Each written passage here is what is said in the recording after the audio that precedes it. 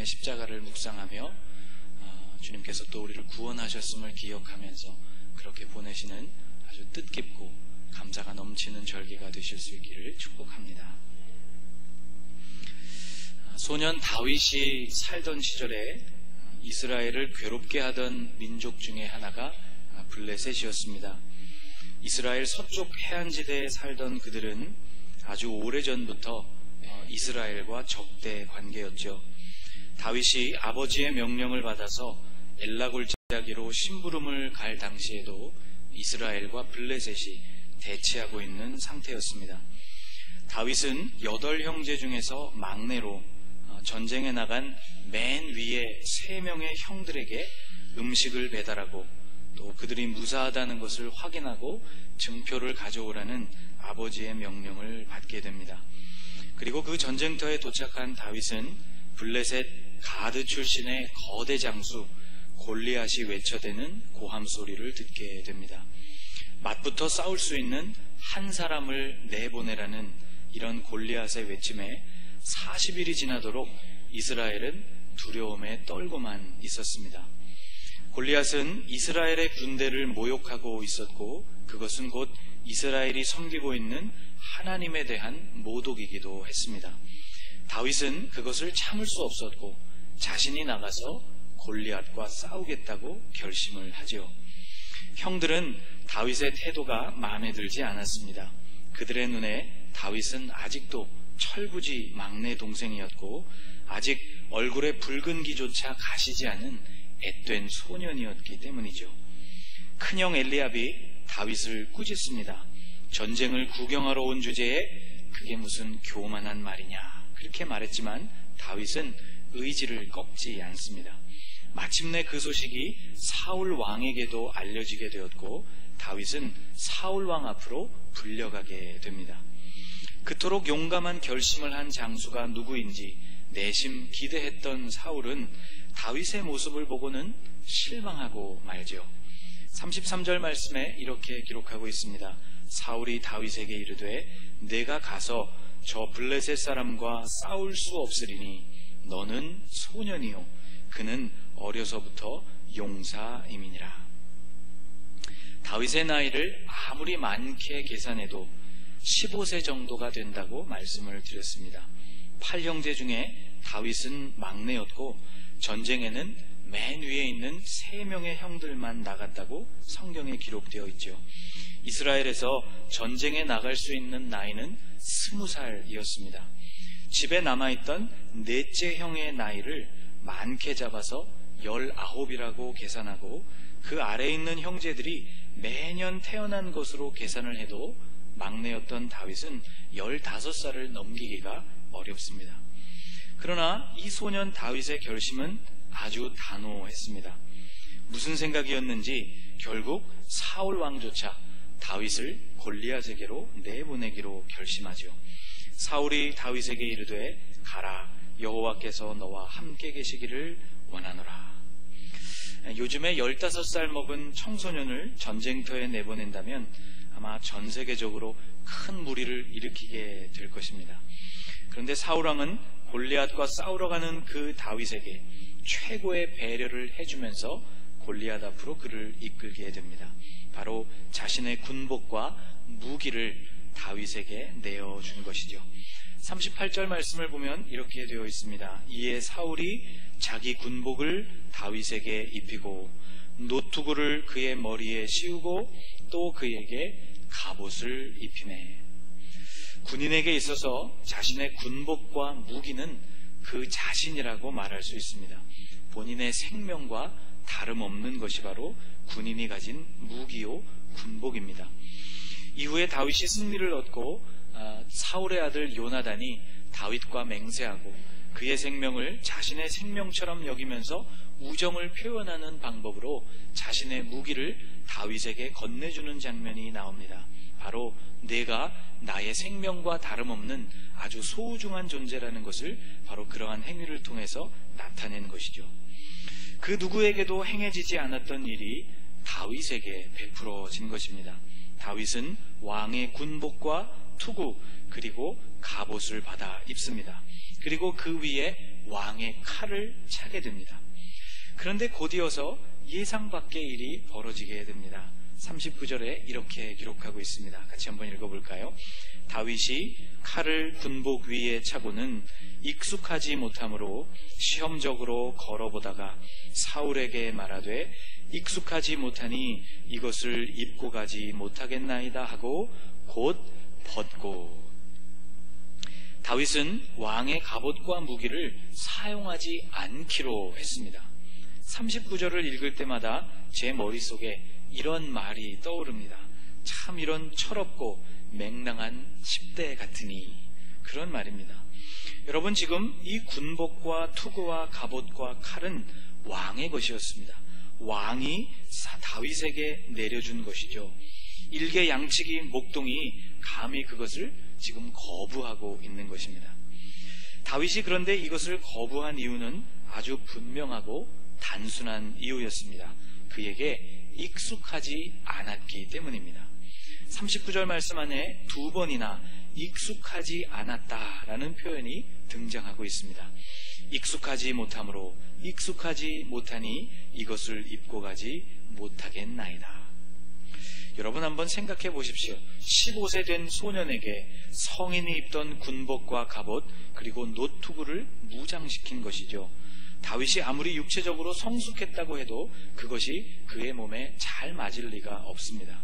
다윗은 익숙하지 않은 그러한 차림으로는 전투에 나가지 않기로 결단을 한 것이죠. 어린 다윗이었지만 그것이 매우 탁월하고 용감한 결정이었습니다. 왕의 갑옷과 투구를 거절하고 다윗이 선택한 무기는 그가 평소에 사용하던 익숙한 무기였습니다. 40절에 이렇게 기록합니다. 손에 막대기를 가지고 시내에서 매끄러운 돌 5을 골라서 자기 목자의 제구 곧 주머니에 넣고 손에 물매를 가지고 블레셋 사람에게로 나아가니라. 그리고 여러분이 아시는 대로 놀랍게도 그 목동의 무기를 사용하여서 거대 장수였던 골리앗을 쓰러뜨리게 됩니다. 여기서 우리는 아주 중요한 진리를 발견하게 됩니다. 익숙함이 능력이라는 진리입니다. 아무리 좋은 것이라도 우리에게 그것이 익숙하지 않다면 그것은 좋은 무기가 될 수 없다는 진리이죠. 제가 중학교를 다니던 시절에 학교 대표로 과학 경진대회에 나간 일이 있었습니다.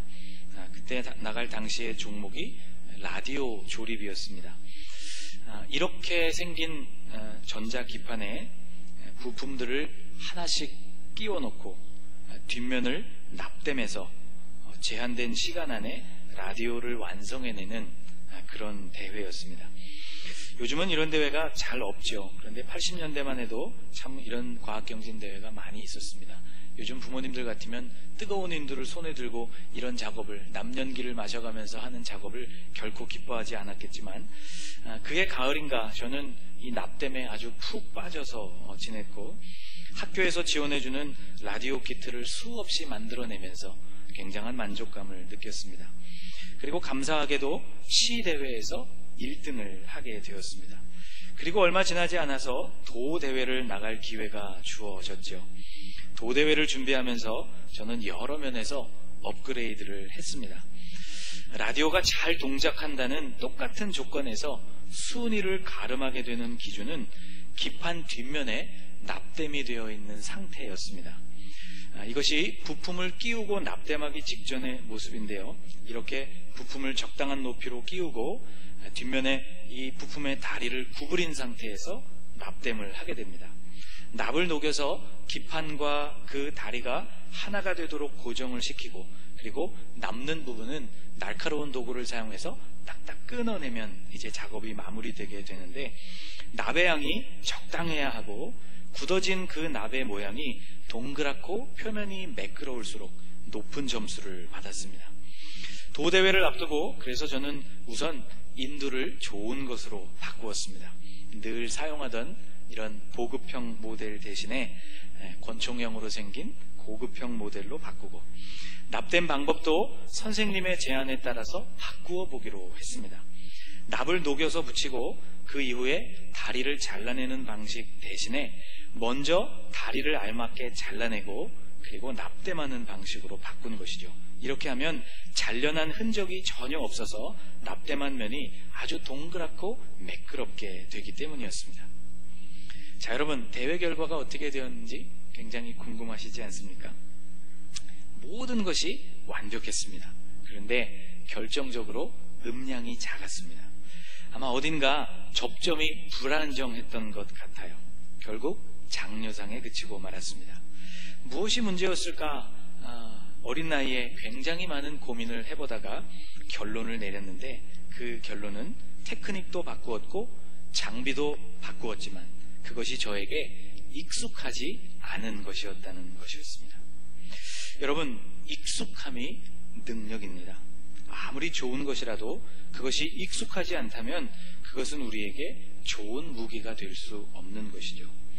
다윗이 사울의 갑옷과 무기를 거절한 것은 그래서 대단히 지혜로운 선택이었다고 말할 수 있습니다.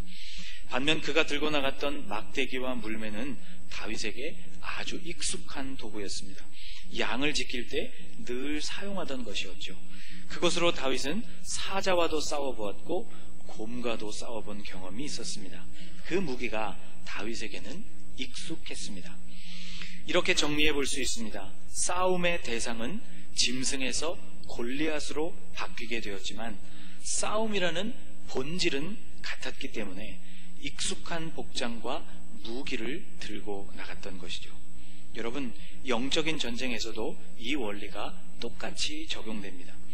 우리가 만나는 영적인 싸움의 양상은 늘 변화무쌍합니다. 유혹의 종류, 우리를 힘들게 하는 모든 문제들은 항상 그 모양을 달리하기 때문이죠. 여러분, 원수같이 여기는 그 인간, 내 앞에서 좀 사라져줬으면 좋겠다고 생각하는 우리를 힘들게 하는 그러한 사람들이 우리 앞에 언제나 나타나는데 그러한 사람들이 실제로 우리의 눈앞에서 사라지게 될 때 여러분, 어떠한 일들이 일어나죠? A라는 사람이 사라지고 나면 그 자리를 대신할 또 우리를 힘들게 하는 B라는 인물이 나타나게 마련입니다. 우리가 당하는 영적 싸움의 본질이 항상 이와 같습니다. 그러므로 그 다양한 싸움 속에서 익숙하게 우리의 손에 붙든 무기만이 위력을 발휘하게 되는 것이죠. 익숙한 무기란 싸움이 시작되어서 갑자기 선택한 무기가 아닙니다. 비록 그것이 다윗에게 주어진 왕의 갑옷과 투구와 같이 너무나 훌륭하고 그 싸움에 아주 적합한 무기라 할지라도 갑자기 선택된 무기는 사용할 수가 없습니다. 익숙한 무기란 늘 사용해오던 무기를 말하는 것입니다. 비록 그것이 이번 싸움에는 턱없이 부족해 보일지 몰라도 우리는 그것으로 싸울 수밖에 없는 것이죠.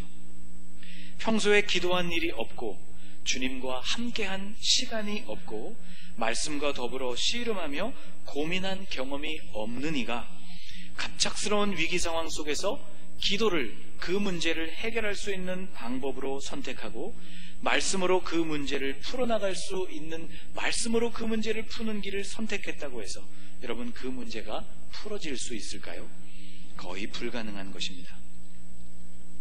물매, 이것은 히브리어로 켈라라고 불리워지는 무기입니다. 결코 간단한 무기가 아닙니다. 켈라는 대개 양털로 짜는 무기였습니다. 소년용 켈라의 크기는 펼쳤을 때 대략 130cm 정도가 되는 그러한 크기를 지닌 무기였고 한쪽 끝에는 손가락을 끼우는 고리가 있고 가운데에는 돌을 장전할 수 있는 넓은 공간이 있었습니다. 빠른 속도로 이 돌을 돌리다가 손을 놓으면 돌이 날아가게 되는 그러한 무기이죠. 계란보다 약간 큰 돌을 사용했다고 하고 400m 정도를 날릴 수 있었던 그런 무기였다고 학자들은 이야기합니다. 이 투박한 무기는 익숙해지기 위해서 수많은 시간과 노력이 필요한 그러한 무기입니다. 숙련된 물매꾼은 초당 6회에서 7회 정도를 회전시켰다고 하고 그 속도는 1급 투수가 던지는 야구공 속도보다도 빨랐다고 합니다. 야구 역사에서 최고의 속도는 2010년도에 쿠바 출신의 선수였던 에롤디스 체프먼이라는 선수가 던진 공으로 알고 있는데 그때의 속도가 시속 169km였습니다. 박찬호 선수의 최고 기록은 시속 161km로 알려져 있죠. 탄도하게 사용되는 물리학 법칙대로 계산을 하게 되면 이런 돌이 그런 속도로 날아가게 될 때 45구경 권총에서 발사된 탄환의 에너지 양과 거의 맞먹는다고 합니다. 그리고 다윗이 골랐던 그 돌은 엘라 골짜기 시내에서 찾았던 매끄러운 돌이라고 성경에 기록하고 있죠. 실제로 지금도 이곳에서는 계란보다 약간 큰 돌들이 많이 발견된다고 합니다. 엘라 골짜기의 돌은 아주 특별한데 유산 바륨이라는 성분이 포함되어 있어서 보통 돌보다 밀도가 2배 정도에 이르는 아주 단단하고 무거운 돌이로 유명합니다. 다윗의 이 이야기를 더 읽어보면 다윗은 달려가면서도 이 켈라라는 무기를 사용할 수 있을 만큼 이 물매에 익숙했던 사람이었습니다. 48절 이하에 이렇게 말씀합니다. 블레셋 사람이 일어나 다윗에게로 마주 가까이 올 때에 다윗이 블레셋 사람을 향하여 빨리 달리며 손을 주머니에 넣어 돌을 가지고 물매로 던져 블레셋 사람의 이마를 치매 돌이 그의 이마에 박히니 땅에 엎드러지니라. 결코 정교하지 않은 이 무기를 정교하게 사용할 수 있을 만큼 다윗은 그 무기에 익숙했다는 뜻입니다. 여러분, 그렇다면 우리가 해야 할 일은 익숙한 무기, 익숙한 영적인 무기를 갖추는 일입니다. 영적인 훈련과 삶이 우리의 삶에 익숙해지도록 하는 길 외에는 없다는 것이죠. 바울은 믿음의 아들 디모데에게 경건에 이르기를 연습하라고 권면했습니다. 망령되고 허탄한 신화를 버리고 경건에 이르도록 내 자신을 연단하라. 여기 등장하고 있는 연단이라는 말이 체육 용어라는 것을 여러분에게 말씀드렸죠. 연단이라는 이 말, 그나조라는 이 말은 시합에 나가는 운동선수가 열심히 땀을 흘려 연습하는 것을 가리키는 단어입니다. 체육관이라고 말할 때 영어로 짐네지움이라는 말을 쓰는데 바로 이 단어의 어원이 이 헬라어 단어 그나조입니다. 언젠가 말씀드린 것처럼 헬스장에 가보면 우리는 마치 성지에 온 것 같은 느낌을 가지게 됩니다. 거기에 있는 모든 사람들이 오직 한 가지 일에 몰두하기 때문이죠. 잡담하는 이도 없고 휴대전화를 만지작거리는 이도 없습니다. 모든 이들이 러닝머신 위에서 열심히 뛰죠. 심각한 얼굴로 호흡을 조절하며 무거운 역기를 들어 올립니다. 그곳에는 오직 맹렬한 연단, 그리고 단련, 그리고 연습만이 존재하는 공간입니다. 이것이 바로 영적으로 우리에게 필요한 자세입니다. 우리는 영적인 체육관으로 들어가야 합니다. 그곳에서 영적인 훈련을 통해서 경건을 완성해야 하는 것이죠. 사랑하는 여러분, 익숙함이 능력입니다. 경건에 이르는 영적인 단련만이 영적인 전쟁에서 우리를 승리로 이끌어줄 수가 있습니다. 여러분은 무엇에 익숙하십니까? 새벽에 일어나 기도하는 일에 익숙하십니까?